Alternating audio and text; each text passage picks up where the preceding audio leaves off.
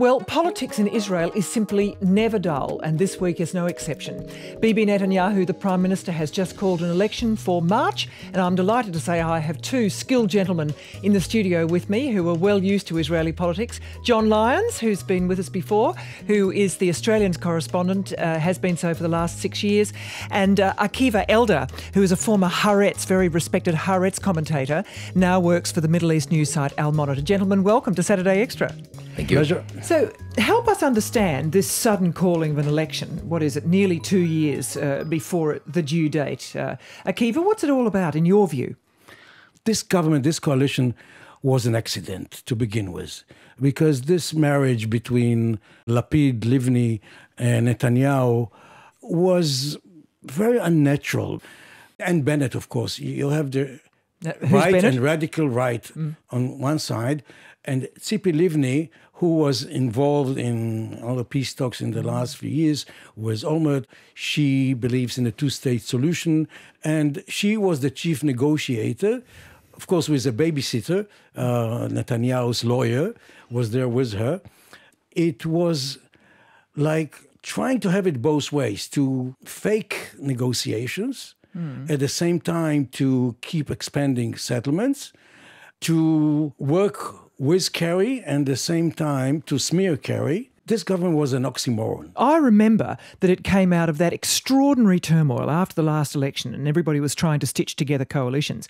And I can remember some very senior Australian diaspora Jews who give a lot of funds over there said, we are sick to death of it. You know, they were in despair over the inability of Israeli politicians to actually come up with a solution. And I wonder whether you think there's anything more stable likely to emerge. This was the theory that only the right can make peace and only the left can make war. At the end of the day, they made a war in Gaza and no peace. Most settlements, the Likud. We were hoping that Kerry is serious and that Obama will put his foot down. It didn't work. Livni and Lapid were kind of a fig leaf. And how long can a fig leaf last? 2 years was, I think, more than enough. Now, tell us, John Lyons, about Lapid. Yair Lapid is this very interesting character. I saw Netanyahu basically saying Lapid and Livni are trying to create a putsch. They're criticising from within. This is not tolerable. Yeah, Lapid is a fairly young, trendy television presenter, essentially, from Tel Aviv. And he represents, I think, a lot of the secular Tel Aviv constituency who believe that why should the ultra-Orthodox and the Haredi be exempt from military service? So he had this strange alliance, briefly, a strange marriage with Naftali Bennett. They came together because they were both opposed to the Haredi not being in the army. Bennett, in a way, was a political star during the Gaza war. And to me, what's going on now, there's a fierce battle inside Israel for the future of the country. Naftali Bennett is very hardline, absolutely opposed to a Palestinian state. He uses the arguments they don't exist, it's an international invention, they're not a genuine people. He wants to annex the West Bank.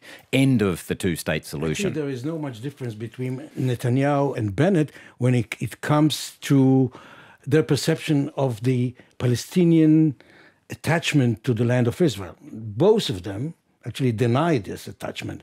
Netanyahu said in the Knesset, actually when Cameron addressed the Knesset, he said there is only one narrative. I agree that the Palestinians were there after 43, but not before. So Netanyahu really denies their rights. When he speaks about two-state solution, for him, not even sure if he means it, but in the best case, this is in order to get rid of the Palestinian because there is a demographic problem. They are a problem. They don't deserve a state. They have 21 states. They could go everywhere. John. Geraldine, if I could just read one sentence from what Benjamin Netanyahu said last week over this Jewish nation-state bill. He said that only the Jewish people have national rights. These are granted only to our people. So he was saying in that statement that 20%, or the 1.5 million Palestinians who live inside Israel, the so-called Israeli Arabs, do not have any of these rights. Let alone those who live in the West Bank. In the West Bank, even less. So what's happening now is I think there's this volcano of competing interests. There's a fight within the right wing, and that's the dominant faction between Netanyahu, Avigdor Lieberman, and Naftali Bennett. And Bennett is right on the heels of Netanyahu. So I think Netanyahu's the most extraordinary politician I've ever seen for survival. And I think what he's doing is saying, Naftali Bennett's on a surge. I'm going to ride the wave with him. Give me another 2 or 3 years, because in the end, Bennett's going to ride right over Netanyahu. The surge behind Naftali Bennett. No Palestinian state ever. That's the prevailing atmosphere. 75% of Israelis 2 weeks ago in an opinion poll said they're opposed to a two-state solution along the 67 lines if it meant the Israeli soldiers withdrew. So Bennett's tapped into that. During the Gaza war, Bennett kept saying, let's crush Hamas. Netanyahu wanted to ceasefire. Then it was after Netanyahu was prepared to ceasefire, they discovered the 30 so-called terror tunnels. So Bennett had an extraordinary war because he was out there talking to the Israeli military commanders. He used to be one himself. And Netanyahu was sitting in his cabinet meetings listening to the advisors. So the public, I think, thinks Naftali Bennett's our man. And Akiva Elder, I think you think there are some very interesting possible green shoots there that could actually shift public opinion to considering the peace deal that they haven't done for years now. Yeah. The Israelis, at the end of the day, are sick and tired of the conflict. They not very happy with the way Netanyahu is undermining our relationship with the United States and the rest of the world.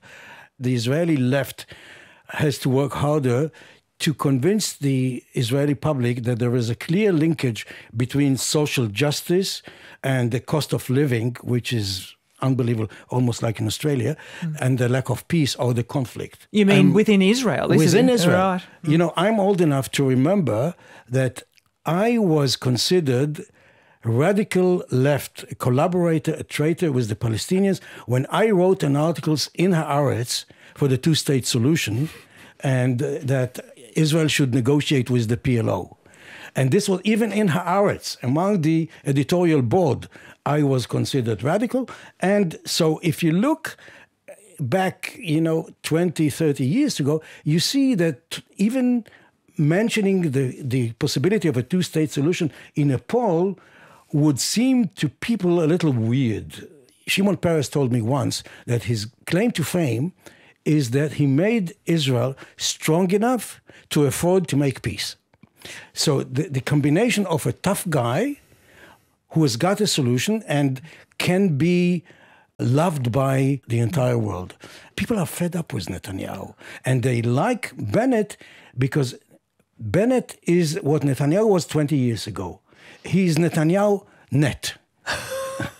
Is this without any makeup that Netanyahu puts every day when he leaves home? Bennett's grew up in America, multimillionaire. If you're in America now and you key onto your bank, online banking in the United States, the security system you're protected by Naftali Bennett's technology. Speaks with an American accent, as does Netanyahu.